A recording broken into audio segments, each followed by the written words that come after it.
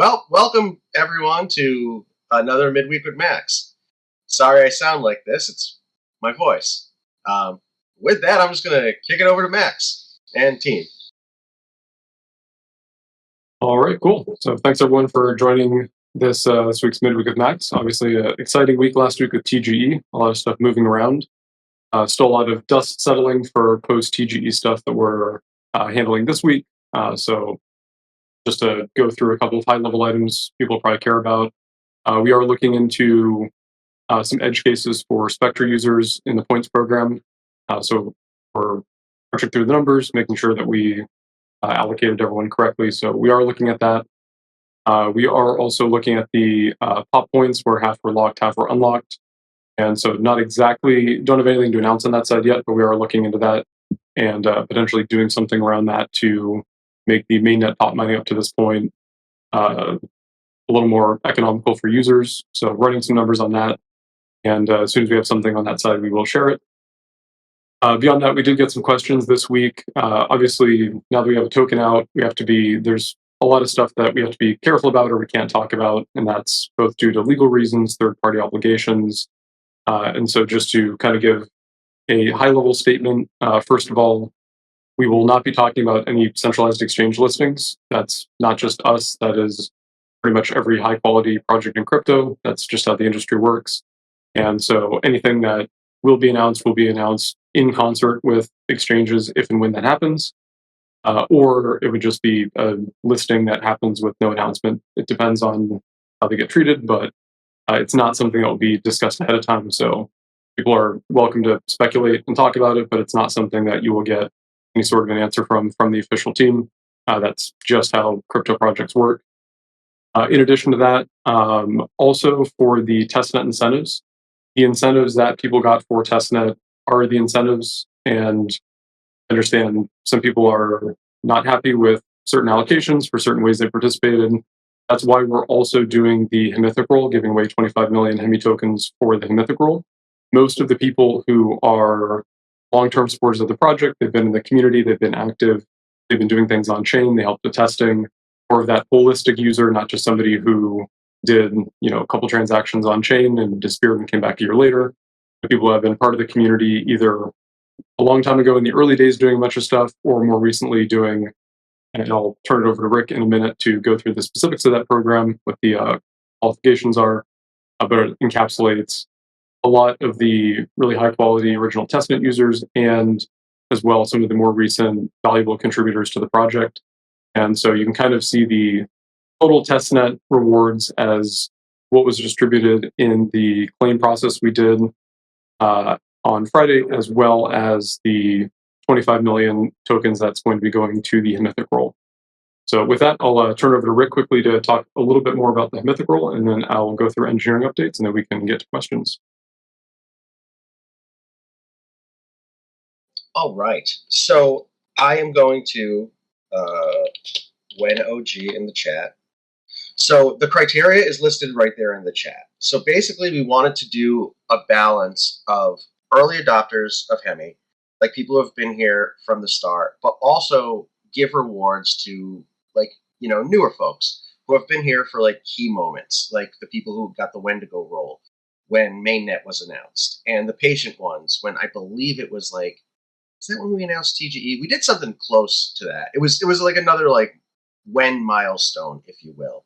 So you need 3 out of 5 of those. And of course, one of the criteria is the creative roles. So I know a lot of people had questions regarding the creative roles, but we've said it countless times. If you go back and listen to Midweek with Max's during the community updates, it was always said that those are the important roles, and we're looking for ways to incentivize and add perks to those. And right around TGE date, we did. And they're still going to be important moving forward. I don't have specifics on that yet, but the OG role is what everyone's been asking for. We added a couple things to try to make it more open for folks, and now there's a token allocation that goes along with it. So we're excited about it. The countdown for that was 30 days from the day it was announced. So that's getting closer, and we should have updates as the days and weeks pass regarding that mechanic, etc., etc. But yeah, we're getting closer. We'll have more info when things are getting closer on that. For now, it's just like, the creative roles are still open. You can keep trying to get them. And if that's one of the 3 out of the 5 that you need to qualify, it's still available. Just make cool shit, make fire memes, and if folks notice, you can be nominated, voted on, etc., and rock and roll. Back to Max. Oh wait, no. Are we at questions? Are we at questions now? No, yeah, that was just the intro statement. Then I was going to give the engineering update, tackle a few more smaller items, and then we'll jump into questions. So with that engineering update, obviously last week most of the team was busy with TGE prep stuff, and the team was pulling crazy hours getting everything done. A lot of last minute stuff coming through, especially with third-party stuff shifting around. And so huge shout out, first of all, to the Hemi team and to our moderators for successful TG for getting us through that gauntlet, and a lot of amazing, great things to come. This is just the beginning of the project. And so if you are here now, you are still early. So tons of exciting stuff. As far as going forward, still working on a lot of the ZK provability stuff. That's obviously going to be a longer term item, but making progress there. We're also doing some just general improvements, infrastructure improvements, scalability improvements, looking at various ways to scale up RPC traffic as we continue to expand, things of that nature. And beyond that, we also got the V2 Hemi network beta out a couple weeks ago that we've been talking about. And so we're going to be doing some final testing on that. And in the relatively near future, doing a timed release. Again, with everything, all of the post TGE dust, that probably won't be happening this week, but probably next week. And let's see, beyond that, I did also want to quickly mention the mainnet pop mining mechanic. So it is still currently on the pop points mechanic that will be swapped out soon. There's some TGE dust settling where we don't want to, as we're working through some of these final items, make any infrastructure changes and do new deployments. So that will be probably happening next week. And so what we'll do is we will announce a time where we're going to cut over to the new reward algorithm. And then from that point going forward, pop mining rewards will come out just straight in Hemi tokens instead of pop points. Any pop points you collect between when we did the pop points, when we included the pop points in the claim distribution, and when the mechanic switches over to Hemi tokens, those will also be handled as one-to-one to Hemi tokens. And like I mentioned earlier, for the pop points that did get distributed with the half liquid, half locked, we are looking into doing some economic analysis on what people paid, what their actual paid in Bitcoin fees to the pop mining, the outcomes with the locked position. So we are looking into that, and we'll be addressing that soon. But again, nothing to announce on that side yet, but stay tuned. And we've heard people's concerns about that, and we are addressing them. And with that, I will turn it over to Rick, and we'll start going through questions. All right. TGE questions. Max, when TGE? I'm just messing with you. Sorry. Can you provide any more details about the Hemi staking program, rewards, vesting? Why should someone lock their Hemi for 4 years? Yeah, good question. So we'll be announcing more details on the actual reward distribution, things of that nature in the future. Hopefully, very very near future. But the high level mechanics, basically you stake Hemi tokens, or you got a staked position as part of the claim process we did on Friday. And that staked position will earn rewards and give you governance voting power, basically proportional to the lockup. And so if you're familiar with the VE curve model, it's very similar to that, where if you took one token and you locked it for a year, you're going to have initially 2 times the voting and rewards power than somebody who locked for 6 months. Locked for 2 years, then it's 4 times somebody who locked for 6 months. And then every 6 days, there's a reason we did 6 days for mechanical purposes, to be able to round out things to full months for certain lockup schedules. But basically, every 6 days, there is a sort of a snapshot of types, and people's positions then advance 6 days into their staking unlock period. And so, for example, if 2 people staked Hemi tokens. One staked them for 12 days, which is the minimum, and then another person staked it for 18 days. The first cycle, the first 6 days, person with 18 would be getting 3 halves the weight versus the person who staked the same amount of tokens at 12 days. Then the next 6 days, the person at 18 would now be at 12. The person at previously 12 would now be at 6. So the person with 12 days remaining would get 2 times the multiplier versus the person at 6. And then the next 6 days, the person who originally started at 12 days would be fully unlocked, and the person at 18 days would have 6 days left. So that's the way, in a nutshell, the multiplier mechanics work. And so you can think of it sort of high level as if you went for 4 years, you're getting 2 times the rewards essentially, although with that linear decay, it actually ends up being a bit more, and it's different over time, but basically 2 times the weight that somebody got with a 2-year lock, and 8 times the weight somebody got with a 6-month lock.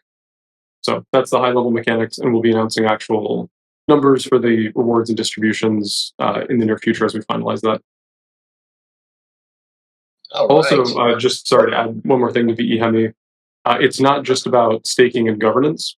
Well, it's not just about the staking rewards and governance. So we've talked before about this kind of converged staking system, quote unquote, that we've called it. This is going to be the portal for participating in almost every aspect of network decentralization as we decentralize those pieces. So as we decentralize the sequencer, it'll be people with VE Hemi positions who can opt in to become a sequencer and get additional rewards. As we launch the BitVM tunnel, and we need people to have skin in the game to prevent against them disappearing so that they can participate in covenant emulation and be live.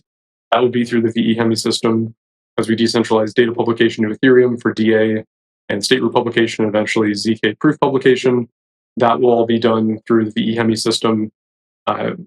Longer term, looking at Chain Builder, anything around that, like the shared sequencing, shared DA system we talked about, contributing computational and storage resources and bandwidth to that. That'll be through the VE Hemi system, providing liquidity to the Bitcoin tunnel. That'll be through the VE Hemi system. So getting into the VE Hemi system, you'll be able to then take your position and opt into all these additional things as we launch them.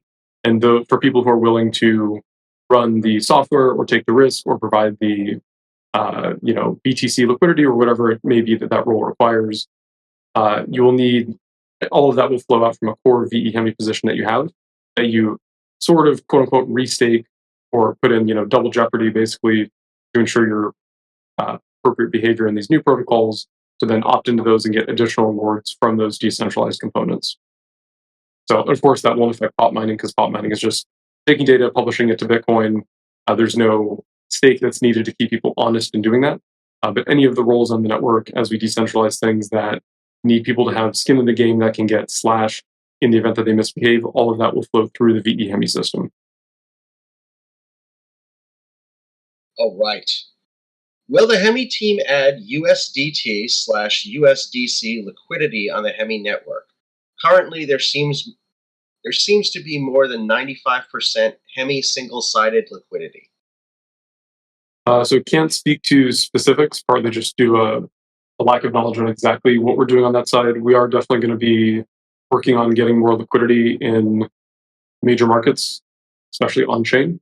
So look forward to that, but no exact info on those pairs on the Hemi network, but we are definitely looking at getting more liquidity for on-chain taxes. All right. Moving on to incentives. What is the Hemithic role? We covered that. Were there any rewards for those who ran Hemi nodes? So if by a Hemi node you mean just running opgeth and opnode, the Hemi version of opgeth and opnode, and or with the other ancillary components like BSS, BFG, for that there's no reward. Running a node like that, it's just like running a Ethereum node or Bitcoin node. There's no incentivization around node running. It's people run those nodes because they want to have a full node that is validating all the information on the network, or lets them do higher throughput RPC requests to it, or whatever. In the future, when we decentralize the sequencer, you will need to run a full node in order to run a sequencer. So kind of, again, like Ethereum, if you want, you can run an Ethereum node and you're not going to get paid for it. But if you stake ETH and run a validator node producing blocks for the network, a sequencer, essentially, then you're getting rewards, and that is predicated on running a full node. So, quick summary, up to this point, just running the node components of what constitutes a full node on the Hemi network. Incentivized in the future for some incentivization, especially around the decentralized sequencer, you will need to run a node as part of that stack. Some people have referred to the pop miner as a node, and so if you ran a testnet pop miner, you got incentives as part of the testnet claim process. If you ran a mainnet pop miner up until this point, you also got incentives in the claim process for your mainnet pop points at a one-to-one conversion. Currently, that is 50% liquid, 50% locked. But like I mentioned, we are looking into that and may make some tweaks to that model.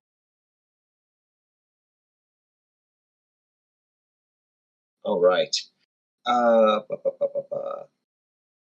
When will Hemi mainnet incentives season 2 start? We're going to announce more details about the next incentive campaign. I'm not going to give a date because there's still internal stuff we're collapsing waves on, but I'm going to throw that over to John Greenwood if he has any additional comments for it. Yeah, similar, resounding what Max just said. Like, I can't really give a date on this, but working on, a couple of different things. First and foremost, looking on better UX, UI, overall experience, making sure that, the user's first and kind of everything that we do there. Beyond that, also looking at different types of methodologies. So, kind of comparing, contrasting what we had done previously to more like Merkle style campaigns, and then a few others as well. Want to build out something that's a bit more comprehensive for long-term use. So that's kind of the directional approach. Given the hectic last week, I think, as mentioned, no one got sleep, and we're definitely working on that. There should be some more info as the weeks go on here, and I think that in general it will be something that's much easier to kind of get the info you need in real time and have more clarity on. So that's what I can say for now. All right. Let's see. For those who used Spectra YT tokens, many did not receive rewards. What can be done about this, and is there any information available? Yep, already touched on this briefly before, but it looks like basically the original way that we were indexing it with Absinthe, we realized there was an error with that earlier mid last week as we were putting all the final incentives together for the claim system. So we wrote a custom indexer. It looks like there's some edge cases that it didn't correctly account for. So we are looking into that, and we'll announce more details soon. But we do have at least a few confirmed cases of users who should have received rewards for Spectra, especially for the YT token. Actually, I think all of the confirmed cases so far have been YT related, which were not covered. So we are looking into that, and we will give an update as we have new information and updated indexer logic. All right. Oh my. This next question has a pronunciation guide. Thank you, Josh. Okay. The compensation for mainnet pop miners was 100 Hemi at 0.02 per keystone. So 1.3 Satoshis per virtual block based on a 5 miner target, or 1.6 Satoshis per virtual block based on a 4 miner target. This seems significantly lower than the competitive BTC fees miners paid to publish POP transactions, especially when fees averaged around 2 Satoshis per virtual block. Can you explain how the rewards were calculated? Yep, so the actual mechanics, the rewards were just 1-to-1. So 1 pop point equals 1 Hemi token, but as I did describe earlier, half of that was locked, half of it was unlocked. Through the same mechanic as the 50-50 lockup for all of the rest of the tokens in the claim process. And so there wasn't any magic math done to calculate a conversion between the two. That was the conversion. And as we had hinted to prior to mainnet, even though we couldn't say it outright, that pop points were meant to simulate post-TGE economics, as in the points are convertible to Hemi tokens. So there wasn't any calculation done based on the actual on-chain cost, but we are doing some analysis based on the on-chain cost as basically review to see if we're going to adjust the liquid to illiquid ratio of those tokens, or do something for people who do want to adjust that ratio. So we'll have more details on that soon. We're doing some more economic analysis to see just where everyone actually landed with the fees that they spend, whether those fees were competitive or whether they were overpaying.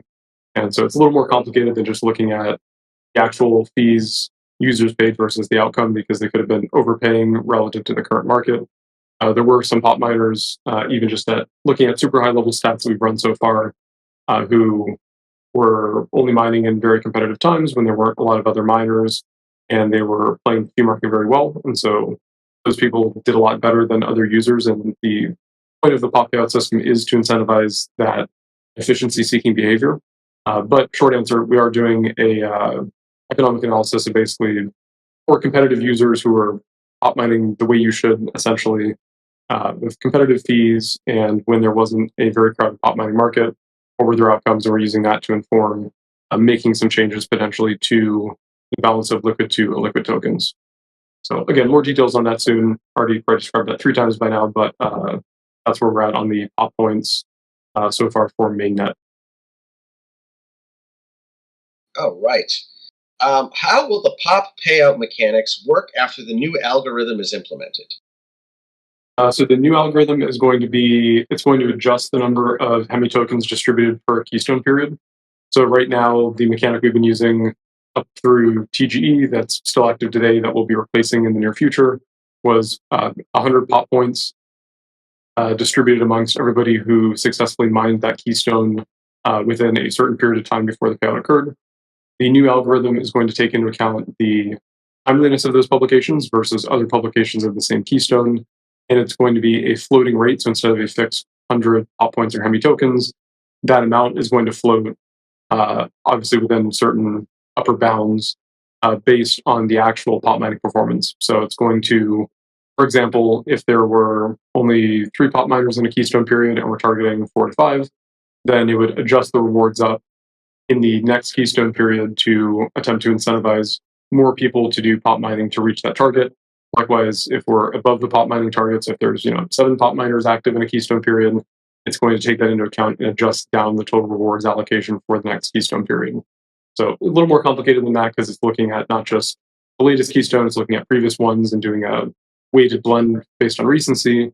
And we'll announce all of those details and how to actually do the math behind it a couple days at least before we activate the algorithm, so everyone has a chance to familiarize themselves with it and understand when they or how they should respond to changes in that dynamic rewards algorithm. But that's the high level, basically rebalancing. Instead of fixed 100 tokens or pop points, it's going to shift to a floating number of Hemi tokens distributed per keystone period based on targeting that ideal number of pop miners that the protocol is trying to target. All right. What is next on Hemi's roadmap? Tons of stuff. We get this question every week, and it's probably one of my favorite questions because there's a ton of cool stuff in the pipeline. So on the tech side, which is primarily what I'm qualified to speak to, the major things are our version of BitVM called HBitVM. Obviously, with the TGE complexity, the actually getting that white paper out got delayed, but we are aiming to do that by the end of the week, assuming nothing else crazy comes up this week. So we'll be providing a lot more tech details on that soon. Like we've announced before, we'll do a special engineering AMA to go through that and discuss it in more detail. But basically, HBitVM kind of extending Hemi's approach to Bitcoin and Ethereum, basically taking the best parts of Bitcoin, the best parts of Ethereum, combining them into something greater than the sum of those two networks. So we started with how can we take Bitcoin security and bring it to the Ethereum ecosystem. And now we're still doing that, but we're flipping it around to say, how can we also take Ethereum security from Ethereum's native proof of stake protocol, consensus protocol, and how can we use that to secure things in the Bitcoin ecosystem? And so we're doing with HBitVM, because of HVM and proof of proof combined in an interesting way, and an update we're making to proof of proof and what data actually gets published, we're able to essentially combine those two network securities together to create a ZK proving system where you can't forge ZK proofs without being able to essentially attack both networks simultaneously. And so it's kind of like the twig analogy. Obviously, Bitcoin in and of itself is extremely secure, and it's very reasonable to rely on just Bitcoin security as good enough security. But we're also able to now with this system add in Ethereum security, specifically in the zero knowledge context. And so there's an issue that's not talked about a lot in the space, and I'll get back on track in a second. But this is an interesting thing to understand for anyone who hasn't heard me ramble about this ad nauseum before. There's a very little discussed potential vulnerability in the Ethereum, or more broadly, any proof of stake network. Traditionally, it's called nothing at stake attacks. And so it basically means that anyone can take old consensus power on the network and they can create a fake chain that looks just as valid as the current legitimate chain. And they can use that to try to reorg the network or attack specific nodes on the network, maybe ones that are syncing with the network or whatever. And so normally that's solved by the assumption that, at least in the Ethereum ecosystem, that nodes stay in sync and they don't accept super long reorgs in a nutshell. But in a ZK context, you don't have that benefit because you don't have access to all of the data. So with Ethereum, if you were to control a ton of Ethereum consensus power and propose a reorg to the network, everyone could see that you voted for the legitimate chain and also for your forking chain, and they could use that data to slash you. But in a ZK context, because it's zero knowledge, you're not revealing enough data to be slashed for that misbehavior. So if you controlled a lot of Ethereum consensus power, you could go and produce an alternate valid chain. You can construct a ZK proof of that. You keep your actual chain private, and you could convince a protocol that's verifying ZK proofs that Ethereum actually looks like your private attacking chain instead of the canonical Ethereum chain, and you wouldn't suffer any slashing from that. So what we can do is we can modify proof of proof to basically publish that attribution information that you need to slash somebody for creating that illegitimate fork on Ethereum. We can use proof of proof to publish that data to Bitcoin. And so we use Bitcoin to keep Ethereum's proof of stake in check. So you can't create a fake proof of stake chain and produce a zero knowledge proof of it, because you'd have to publish the data in basically plain text to Bitcoin, which would allow slashability, unless you could also attack Bitcoin to create a private Bitcoin fork as well to publish your private Ethereum fork too. So it combines the security of both of those protocols together and basically makes it impossible to forge zero knowledge proofs of Bitcoin, of Ethereum, or any L2. Any specifically is why we're doing this, but any L2 that uses Ethereum for DA. And so we're using that to make the BitVM construction a lot more secure and more efficient. So back to the question, which is roadmap. So that's one of the major roadmap items. Second one is decentralized sequencing.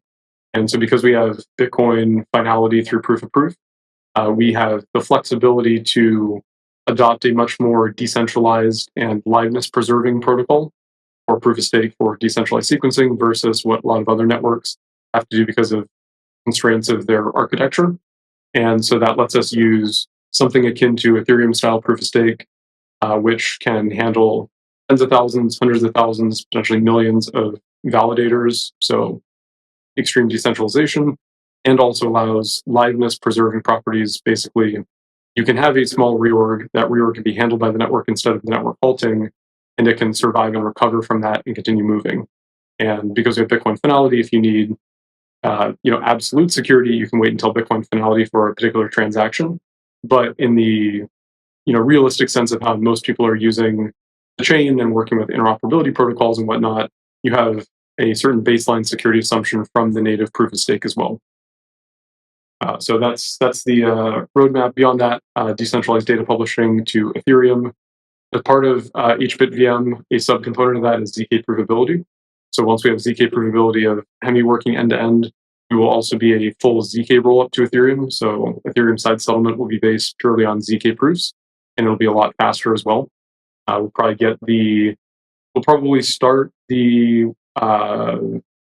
withdrawal time through the Ethereum side tunnel at, say, 3 hours-ish, but then eventually with more testing and making the ZK proving system faster, we can probably get that down to somewhere in the 1.5 hour range as the end goal. And then beyond that, the big thing once we get all of that done is going to be Chain Builder. And that's our L3 ecosystem, basically being able to launch your custom chain that does, it could be app specific, it could be a new chain with modifications to the execution environment that supports, on-chain AI or transfer of assets very efficiently or whatever you need to do. All of that within the Hemi ecosystem, which means proof-of-proof security. So you're getting Bitcoin finality as being an L3 in the Hemi ecosystem. You're getting access to all the Bitcoin and Ethereum assets that the Hemi network, the Hemi L2 itself, has access to. And you're also future-looking, very future-looking from a tech perspective. The final state of Chain Builder will be a decentralized data availability and shared sequencing system that L3s can optionally use. So they can do their own native sequencing or be a proof of authority network or whatever suits their needs. But if they want to plug into this shared sequencing, shared DA system, that will further improve security, speed, and interoperability across all of the L3s that decide to leverage that system. All right. Will the Hemi token be used as gas? It will. That is, it's not being used as gas yet. We will be doing that in a future protocol upgrade. The primary value of the Hemi token from a technical perspective is going to be that converged staking system. So basically letting us decentralize all the components of Hemi based around using the token as collateral against misbehavior. So that's the meat and potatoes of how the Hemi token is going to be used in the ecosystem in a way that's beneficial and creates more value than just a zero-sum game that you see on some networks.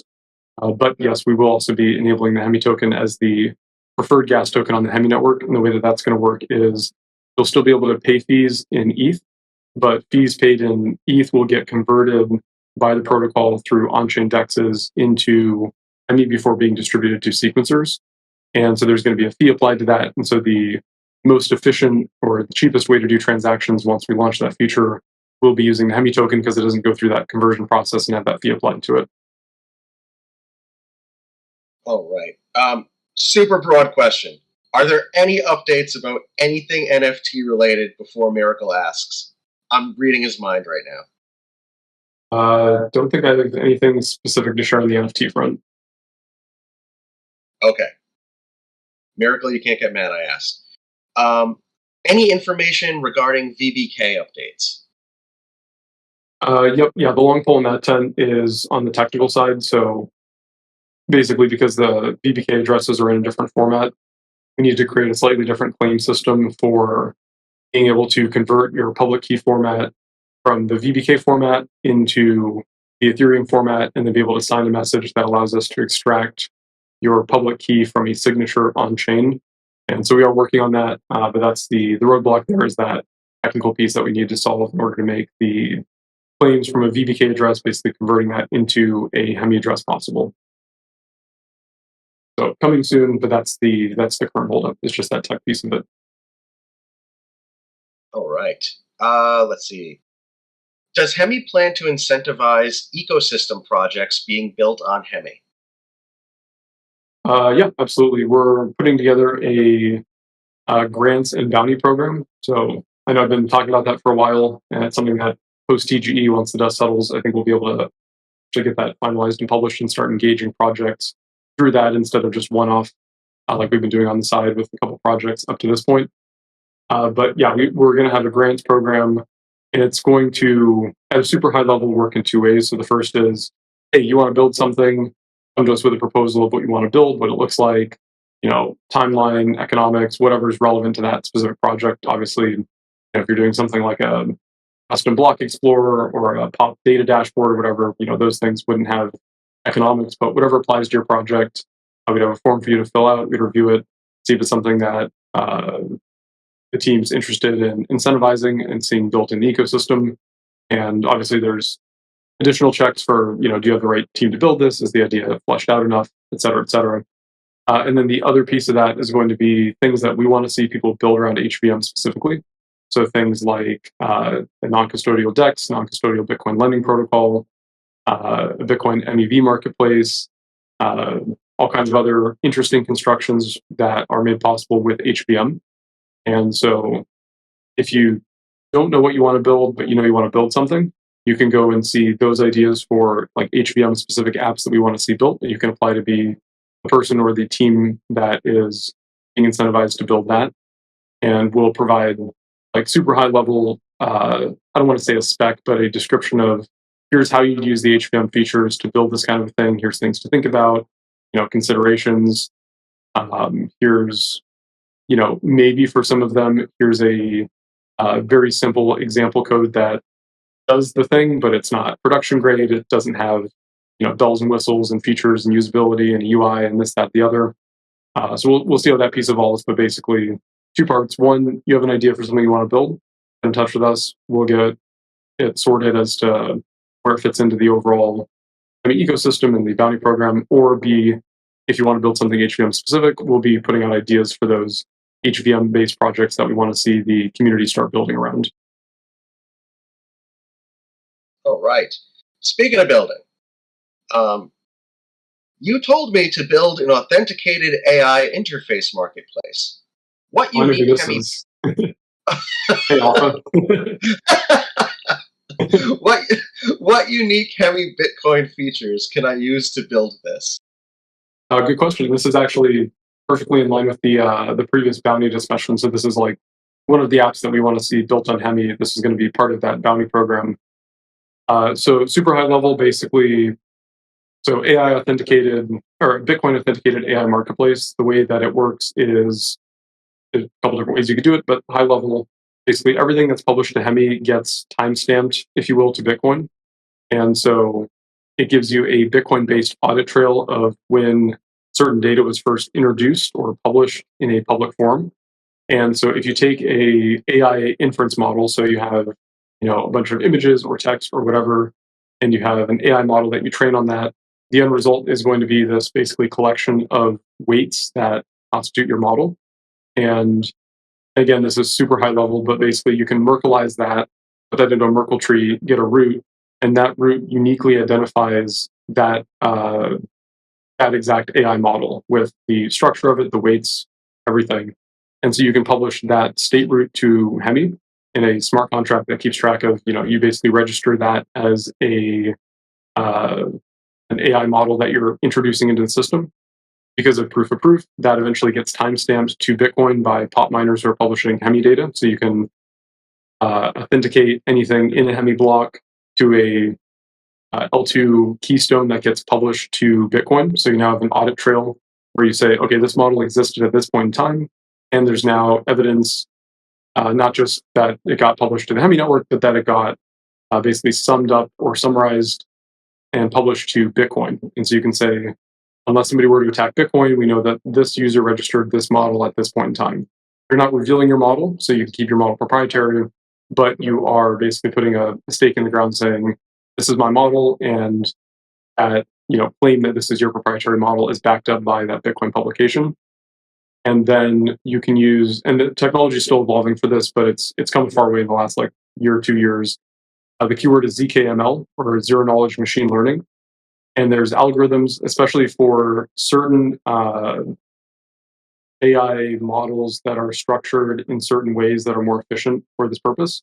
You can ZK prove inference against that model. And so you can say, okay, if we have these inputs into this AI model, we can ZK prove the computation of inference over that model.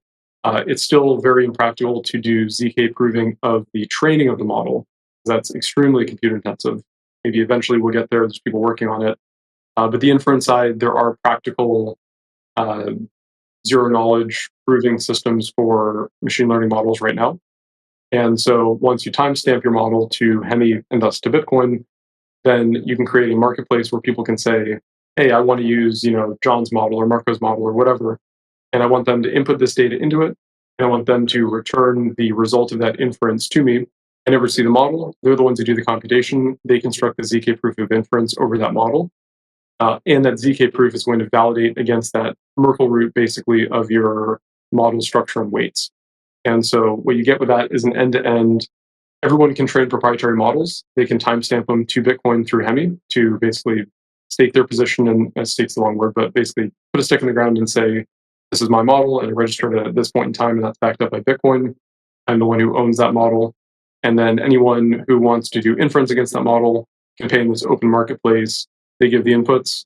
The person who owns the model does the inference computations, does the ZK proving, submits it on chain, and now you've proven that a user's inference was computed against the correct model, it was done correctly, and it lines up with the model that's timestamped to Bitcoin.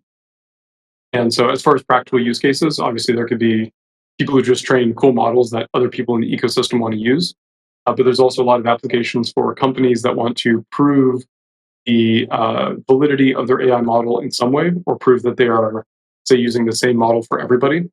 And so maybe you're not paying, say, X to do the inference that constructs your feed, but using the same system, X could prove to you that they ran your data through the same model that they ran everyone else's data through, and that it's the same model that hasn't changed since they timestamped it on Bitcoin through Hemi a year ago or 6 months ago or whatever. So two sort of separate applications of it, but basically one is this decentralized inference system between people who own proprietary models and people who want to run inference on them. And the second is a company who maybe doesn't want to sell the ability to run inference against their model, but they want to prove that they are using the same model for everybody and prove it against the ultimate source of truth that we have on the internet, which is Bitcoin. So I'm sorry, I went off on a bit of a tangent there, but that's the high level idea. Max, that should be the first topic for our late night show, and that'll probably take in upwards of 6 hours for you to explain that. It might turn into an early morning show. It'll be like a 24-hour lunch drive. When will we see a detailed tokenomics breakdown? More stuff's coming. So we announced all the high level tokenomics. We'll announce over time more breakdowns. Probably the next thing that's coming will be the detailed info about the Hemi staking system, and then there will be some more info after that for community allocations as we get the grants and bounty program up, as there's other initiatives that we're spinning up under that. So it's going to be stripped out over time as it's relevant to initiatives, or I guess everything's an initiatives that we're launching that use parts of those token piles. All right. What node service is Hemi using? So as far as core stuff, we run everything in our own proprietary infrastructure that we built. But the person who asked this may be asking what node providers we are integrated with that you can go use.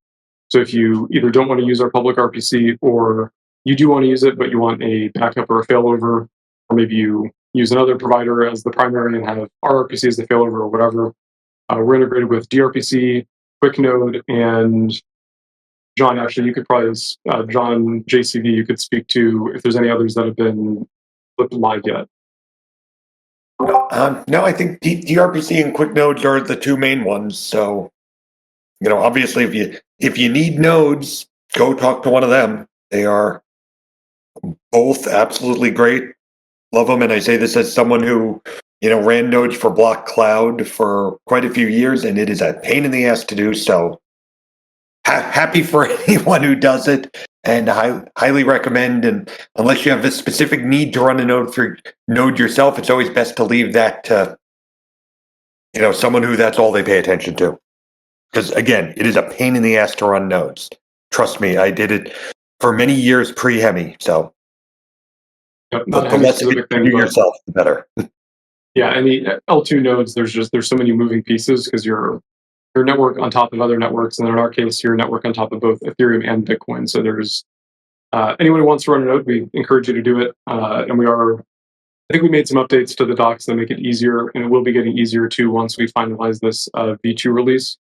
But for the average person who wants just reliable RPC for, say, a DApp they're building or whatever it may be, definitely want to go gravitate towards the official node running providers and use them as that is all they do. They focus on that. They monitor it 24/7, and so whatever you're building, RPC is great, but definitely it's great to use QuickNode and DRPC as well, either as primaries or failovers. Yeah, and like Max said, we do strive to make node running easier. Not easy, because that ship sailed about a decade ago in this industry, but we do want to make it easier. So of course, if you try to run one of our nodes using our Docker Compose files, let us know what in our documents can be better. Let us know where the pain points are. We're aware of some of them, and some of them we can, we have plans to address. Some of them are kind of, we're largely stuck with because an Ethereum node is big and we depend on things from Ethereum. L2 nodes are big, complicated things with a lot of parts. It's, Bitcoin nodes are great. They're easy to run, but everybody else, but even them, they require a lot of data. So, you need a lot of disk space and it needs to be fast disk space. Gone are the days when you could have a couple leftover, spinning disk hard drives and a Raspberry Pi or some junk like that, and you could hope to run nodes. As data got bigger, so did the requirements. But we'll try to make it easier. If we can improve things, if you see something that we can improve, shout, tell us. But at the same time, there's always going to be some inherent complexity in it. You make things that you want to make things as simple as possible, but there's usually a max to how simple that can get. All right. Thank you to resident black hole scientist JCV. As a fellow black hole scientist, I understood some of that. What part of Hemi does the team find most interesting or enjoyable to work on?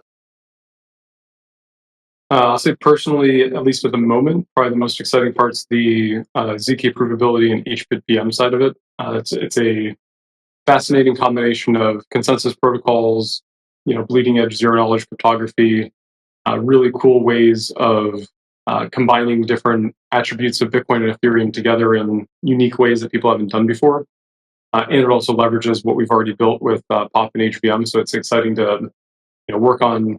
We got the foundation. Now we're building stuff that uses the stuff that we've already built, and that's always cool to see. So that's definitely my personal favorite at the moment. I think this is a good question. If there's anyone else on the engineering team who wants to chime in as well.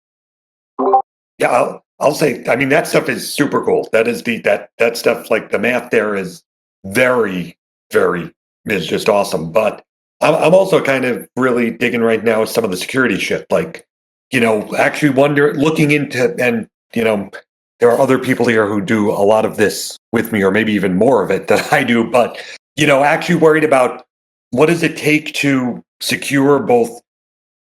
Securing a computer is easy, right? You have whatever, limited things open, you limit what runs on it, that's great.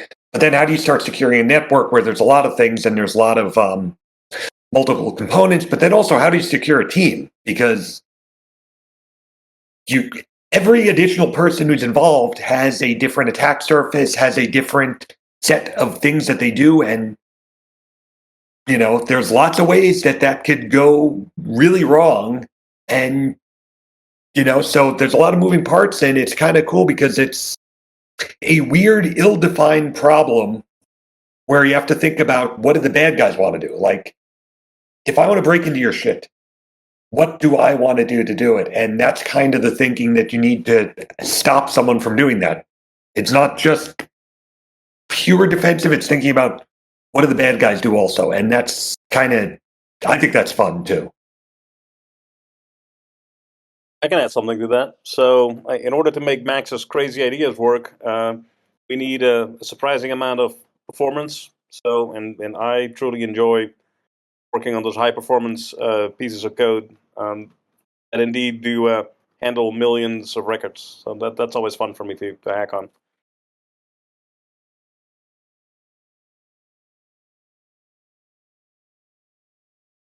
Anyone else? Clayton? John Greenwood? Josh? I Just said it wants to in work on chat. everything But open. He loves it. Was the question what Yeah, we find we're most excited about? Or what's Yeah. the most fun components to work on? Well, fun. So what I enjoy working on the most is automating things and making and trying to get us moving a little faster. I think I've mentioned this to a few people earlier. And I think that while some of our components are pretty easy to develop on and iterate on, I think there's a few that aren't, and I'm excited to, and I find it fun to make those a little more iterable, I guess I don't know if it's the right word, but maybe make our development process a little more agile for those, so we can get things out to all of our users faster and in a more stable fashion. That's what I'm excited about. I think I gave mine in the chat, but as like a non-engineering person, my side mostly like DeFi components and onboarding, like in the most basic sense of the term, getting users into protocols that they otherwise could not have exposure to or And generally would you might not. be on mute.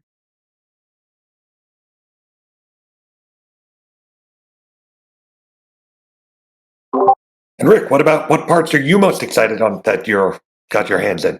Let's turn it around. Make you answer something. Who, me? Yes, Oh, you. yeah.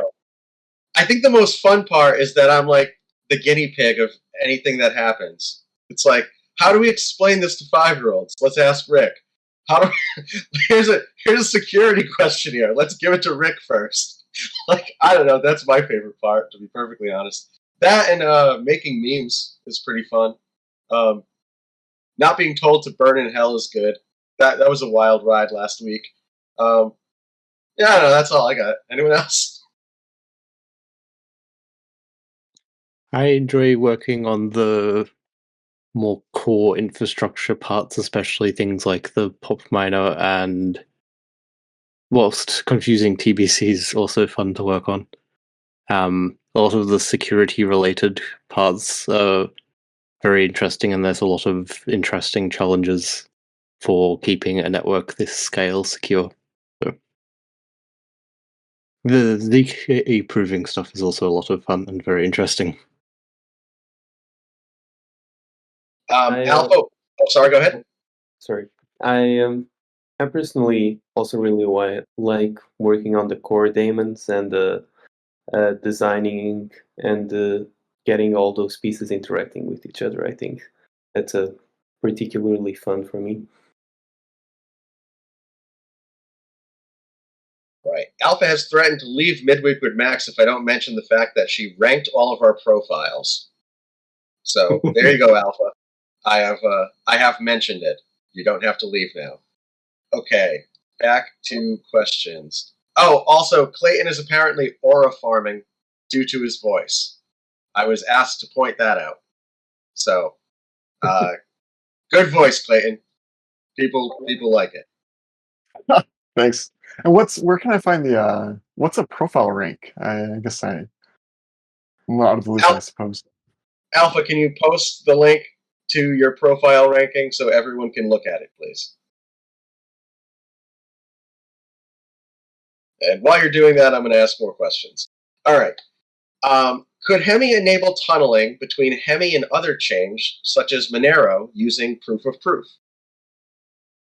High level, yes. So it's not specifically proof of proof. That's a component of it, but it's part of a grander sort of native protocol integration.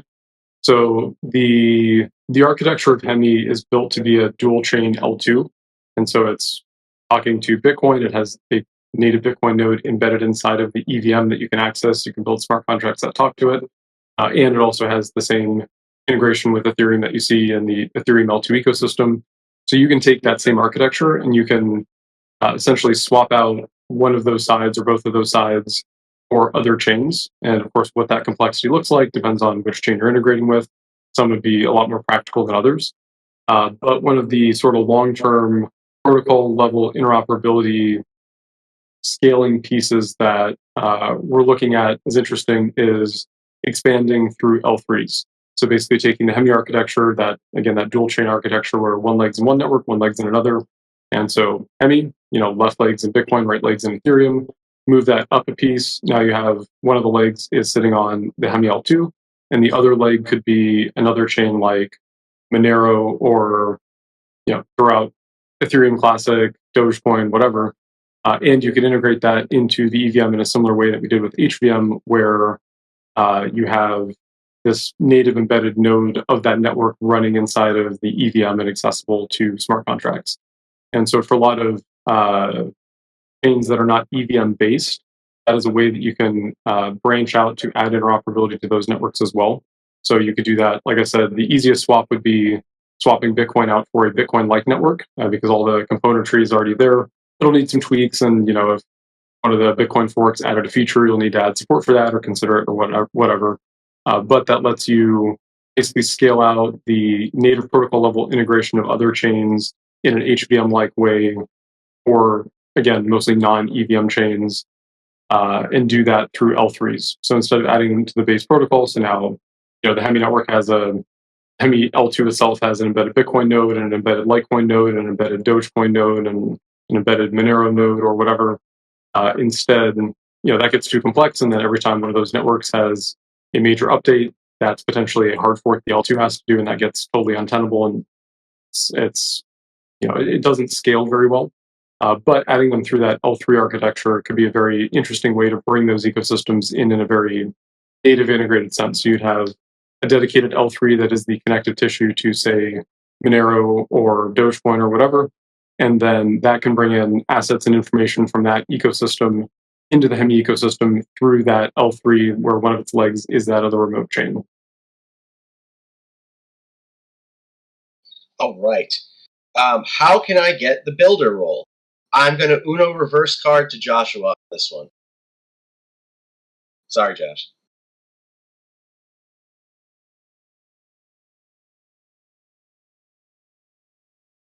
He's probably going to post the instructions in the chat. Yep. So you run /apply space roll /roll colon builder or semicolon. Shit. Why can't I remember that? It's Josh literally wrote it in chat. That's how you apply for the builder. And then the engineering folks take a look at it and they approve it. And that is how. Okay. Does Hemi have a dedicated security team?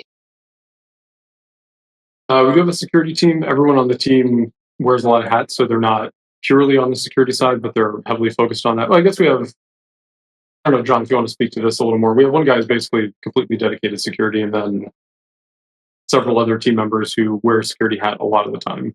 Yeah, I would say that about sums it up. There's one mostly, a couple others who pay attention to it and put some fraction of their time in there, and a whole lot of people on the team who I'm not going to say could be diagnosed as paranoid, but getting close to it. So that helps the cause.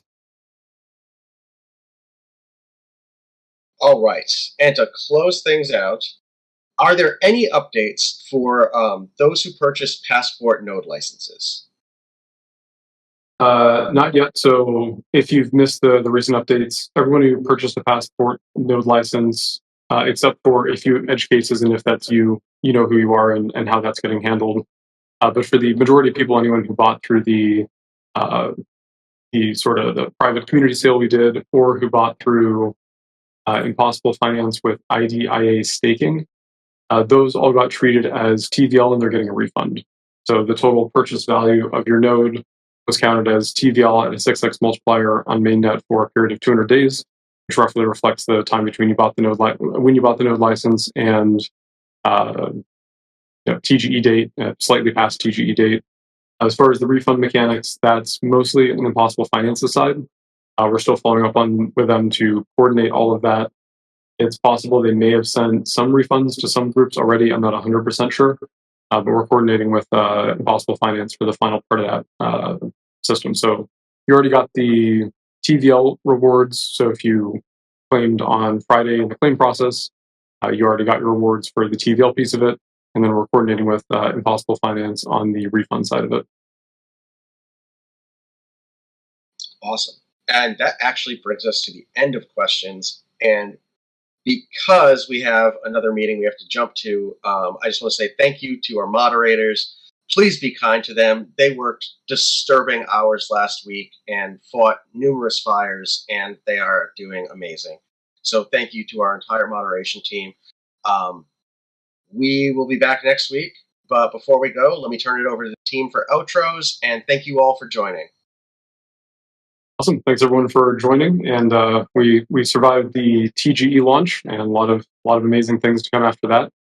Again, doubling down on the huge thank you to the mod team for working crazy hours last week to deal with fires and help the community help answer questions, get people situated, direct people to resources where they need to go, and handle all the moving pieces as well.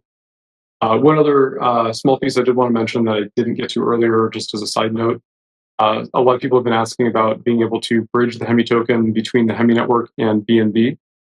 And also some people have been tunneling it back to Ethereum, and there's been some confusion. So I just wanted to clear up the tunneling / bridging of the Hemi token, what networks it's on, where you should have your Hemi tokens for various different purposes, whatnot, and how to get them there. So if you claimed tokens in the claim process that we did on Friday, those tokens are on the Hemi network. You can, if you want to, tunnel them to Ethereum, but there's not a good reason to, and you do have to pay Ethereum gas fees to do that. So unless you have a very specific reason that you want to do that, and you know why you're doing it, probably avoid tunneling the Hemi token to Ethereum for now. Again, as we've discussed in the past, the native sort of base or root contract for the Hemi token does live on Ethereum.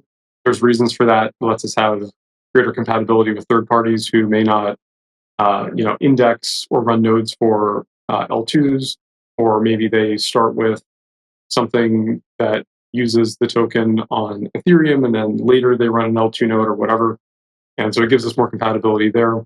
But the primary place where Hemi tokens will be used for any project native purpose, that would be on the Hemi network. There is liquidity on BNB. If you did participate in the Binance campaigns, those tokens were distributed on BNB. The bridge between Hemi and BNB is based on layer 0, and so it's a OFT style token. And we, one of our engineers, got a temporary bridging site up over the weekend that does let users bridge tokens, Hemi tokens, between the Hemi network and BNB. So you can go Hemi to BNB or BNB to Hemi. And so if you're looking for liquidity, there's a lot of liquidity on the BNB side currently. Again, like I mentioned earlier, we're working on getting more liquidity on the Hemi side. But that is the way that you can move Hemi tokens between those two networks. We will be integrating with other more popular third-party bridge systems that work with layer 0. And so as those come online and are tested, we will announce those as well. And we'll tell people to migrate over to those instead of using the sort of temporary bridging system that we've set up right now for Hemi network to BNB and back. And just, again, if you're tunneling the Hemi token to Ethereum, right now there's probably not a good reason to do that unless you're doing something very specific and know what you're doing. You should probably be using the Hemi token either on the Hemi network or on BNB. And if you want to stake the Hemi token, that currently is only possible on the Hemi network through the VE Hemi system. So just wanted to provide some final clarity on that, because I know there's been some questions around that too, with users getting confused. So, but with that, thanks everyone for joining, and we will see you next week. Thanks, y'all. Appreciate you. Be kind to the mods. Please. Bye, everyone.